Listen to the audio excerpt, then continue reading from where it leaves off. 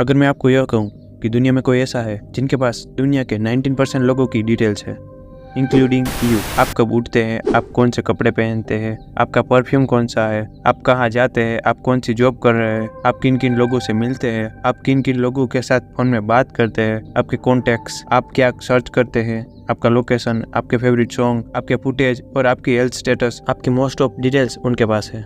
यह सुनने में थोड़ा सा अनरियल और स्कैरिफाइंग लगता है, बट ये सच है। Have you ever felt like the ads that you see on your social media feed are specifically targeted to you?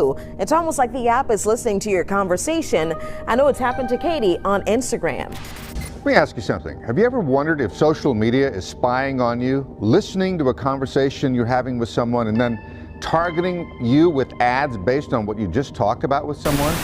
The next time you post something on your Facebook or Twitter account, you may want to ask yourself, what would my insurance company think about this? That doesn't usually go through your mind, does it? Well, in a KMPH News investigation, reporter Eric Rosales discovered your insurance company may monitor your social media pages for money. Big Brother's always watching. I think Facebook was created by the government, honestly. Do you really? Yeah. Okay, Google. Hey Siri, Alexa. The idea that your hardware and software may be listening to your every word.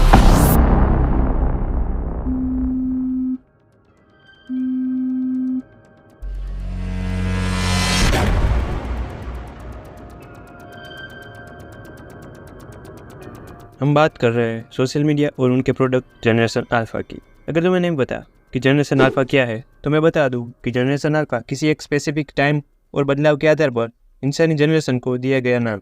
जैसे कि 1883 से 1900 में जन्मे बच्चे को lost generation, 1901 से 1927 में greatest generation, 1928 से 1945 में साइलेंट जनरेशन, 1946 से 1964 तक बेली जूमर्स, 1965 से 1980 तक जनरेशन एक्स, 1981 से 1995 तक जनरेशन वाई, 1996 से 2010 तक की जनरेशन को जनरेशन जेड, 2010 से 2024 की जनरेशन को जनरेशन अल्फा कहा जाता है। किंतु एक मिनट, मैंने इस जनरेशन अल्फा को सोशल मीडिया का प्रोडक्ट क्यों कहा, यह जानने के लिए हमें थोड़ा पीछे जाना होगा। बात 1969 की है, जब इंटरनेट की शुरुआत हुई थी। आज से करीबन 53 साल पहले, जब अमेरिकी रक्षा विभाग के एडवांस रिसर्च प्रोजेक्ट्स एजेंसी ने 4 यूनिवर्सिटी के कंप्यूटर को नेटवर्किंग के जरिए जोड़कर इंटरनेट के जन्म को संभवित किया, जिन्हें नाम दिया गया ARPANET। जिसके बाद 1991 में वर्ल्ड वाइड वेब WWW का निर्माण हुआ और इंटरनेट की दुनिया और भी विस्तृत हो गई। 15 अगस्त 1995 में भारत में भी इंटरनेट की शुरुआत हो गई थी। 1997 में एंड्रयू वेनरिच द्वारा दुनिया का सबसे पहला सोशल मीडिया प्लेटफॉर्म लॉन्च हुआ, जो 2001 आते ही 10 लाख यूजर्स को पार कर गया था। आज के मुकाबले वो काफी कम है, लेकिन तब वो पहला सोशल मीडिया होने के कारण सबसे बड़ा यूजर बेस था। जिसके बाद 2002 में फेस्टर आया, 2003 में माइस्पेस और लिंक्डइन आया, 2004 में फेसबुक आया। तब तक तो हमारी जनरेशन जूमर्स बूढ़ी होने लगी थी और 2005 आते आते ही यूट्यूब ने जन्म लिया।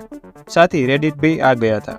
2006 में ट्विटर, 2009 में व्हाट्सएप और 2010 में इंस्टाग्राम और 2011 में स्नैपचैट भी आ गया था। 2010 के बाद तो कई सारे प्लेटफॉर्म लॉन्च होने लगे थे।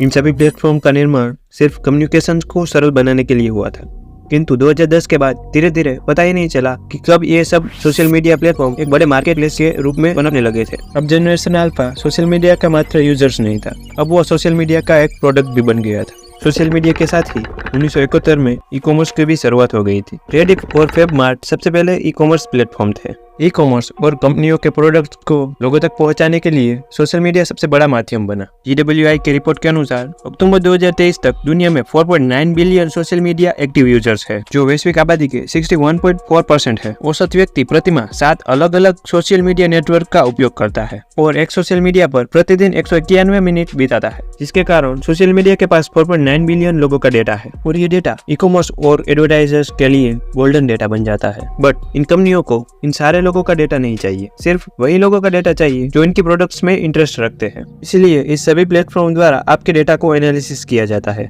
आप क्या सर्च कर रहे हैं, आप कहाँ जाते हैं, आप किन को मिलते हैं, आप किन से बात करते हैं, आपकी सभी बातें को टेप किया जाता है, जिसके हिसाब से आपको एड सर्व की जाती है।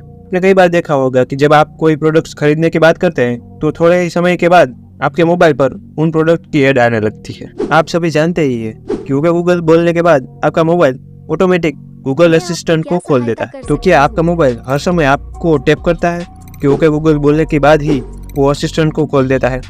हाँ, ये बात सच है। वो चाहे गूगल असिस्टेंट हो, एलेक्सा हो या और कोई भी प्रोडक्ट हो, वो हमारी बातें टैप करता है और हमारे कुछ कीवर्ड्स बोलने के बाद ही एक्टिव होता है और उसका परमिशन हमने पहले से ही उनको दे दिया होता है। तो क्या इसका मिसयूज भी हो सकता है? जी हाँ, जरूर। ऐसा ही एक एग्जाम्पल ट्रू कॉलर है। आपको क्या लगता है ट्रू कॉलर को आपका नाम कैसे पता चल गया? इसके लिए ट्रू कॉलर अपने यूजर के फोन के सारे कॉन्टेक्ट नंबर को अपने सर्वर पर कॉपी कर लेता है और सभी नंबर्स को कंपेयर करते हैं और जो नंबर्स इन सभी यूजर्स के द्वारा कॉमन नेम से सेव किया गया है वही आपको बताया जाता है। आज सोशल मीडिया का सबसे बड़ा हिस्सा जनरेशन अल्फा है, जो जन्म से बुढ़ापे में आते आते सोशल मीडिया का एक प्रोडक्ट बन चुका है। हालांकि कुछ सेटिंग्स के बाद हम हमारे डेटा को लीक होने से बचा सकते हैं। इस वीडियो में बस इतना ही। ऐसे ही टॉपिक के साथ हम मिलेंगे अगले वीडियो में। तब तक के लिए आवजो, टाटा, बाय बाय।